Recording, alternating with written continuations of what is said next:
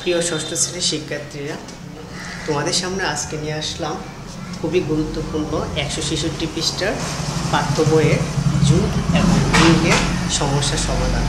তোমরা যদি আজকের এই ভিডিওটি মনোযোগ সহকারে দেখো, তাহলে তোমাদের যে যুগ এবং বিয়োগ নিয়ে এই সমস্যাটা আশা করি একেবারে কেটে যাবে।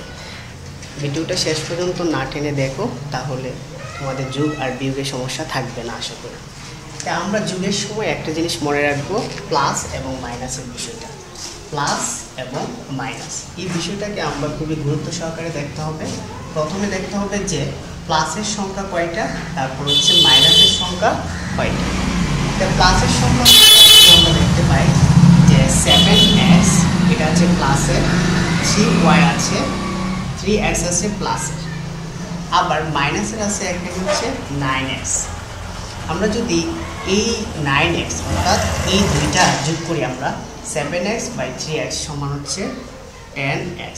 10x থেকে মাইনাস 9x বাদ দিয়ে দিলে থাকে শুধু x। তাহলে আমাদের এখানে 7x আর 3x যদি আমরা প্লাস করি তাহলে হচ্ছে 10x।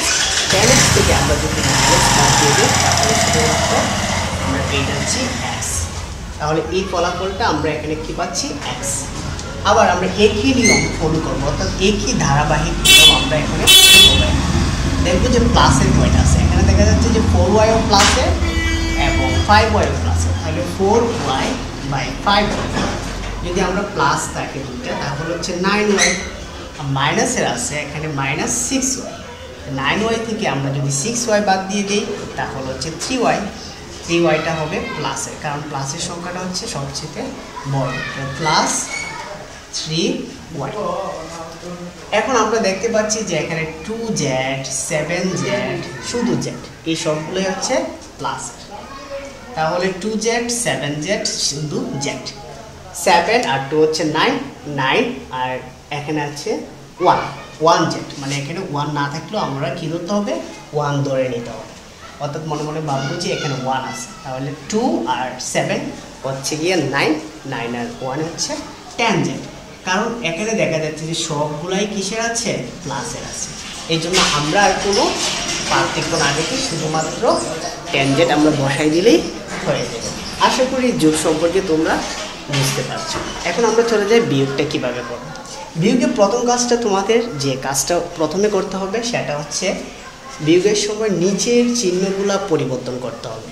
যেমন এখানে মাইনাস আছে, প্লাস হবে, প্লাস থাকলে মাইনাস হবে, তারপর প্লাস থাকলে মাইনাস হবে। হওয়ার পরে তোমরা এই চিহ্নটাকে ধরবা না, ধরে যে চিহ্নটা পরিবর্তন করে পাইবা ওই চিহ্নটাকে গ্রহণ করবা। যেমন মাইনাস থাকলে হবে প্লাস, আর প্লাস থাকলে হবে মাইনাস, তারপর প্লাস থাকলে হবে মাইনাস। এখন আমরা কিন্তু এই চিহ্নটাকে আর ধরবো না, আমরা ধরবো প্লাসটাকে, মাইনাসটাকে, তারপর এই মাইনাসটাকে। এখন আমরা দেখতে পাচ্ছি যে প্লাসের আছে 9x, অর্থাৎ 9x আছে প্লাসের, আর এখানে আছে 10x প্লাসের। তাহলে 9x আর 10x প্লাস 19x, অর্থাৎ 19x আমরা পেয়ে গেলাম। তারপর একইভাবে ধারাবাহিকভাবে আমরা যদি লিখি যে 5x প্লাসের, এখন মাইনাসের আছে 4y, মাইনাস 4y। তাহলে আমরা যদি প্লাস থেকে মাইনাস বাদ দিয়ে দিই তাহলে শুধু থাকতেছে আমাদের এখানে y। তাহলে 5y থেকে যদি আমরা 4y ভাগ দিই তাহলে শুধু থাকতেছে 1y। 1yটা কিসের থাকবে, প্লাসে। তাই আমরা প্লাস চিহ্ন বসানোর দরকার নাই, এখানে শুধু y দিলেই চলবে, প্লাস y। আবার এখানে বসানোর সময় আমরা কিন্তু এই প্লাসটাকে বসাতে হবে। এখন এখানে 25 হচ্ছে মাইনাস 25z, আমরা দেখতে পাচ্ছি যে এটা মাইনাসের, আর প্লাসের হচ্ছে 20z। এখন মাইনাস 25 থেকে 20 দিয়ে দিলে হয় মাইনাস 5z। এখন মাইনাস 5z আমরা পেয়ে গেলাম।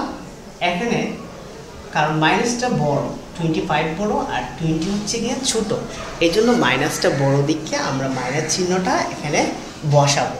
আর যদি প্লাসটা বড় হতো তাহলে আমরা এখানে প্লাস চিহ্ন বসাইতাম, আর মাইনাসটা বড় দিকে মাইনাস চিহ্ন বসাচ্ছি। যেমন এখানে মাইনাস বড়, তাই মাইনাস 5 একই নিয়ম ফলো করে তোমরা বাকি যে অঙ্কগুলো আছে সবগুলা যোগ আর বিয়োগ তোমরা করতে পারো।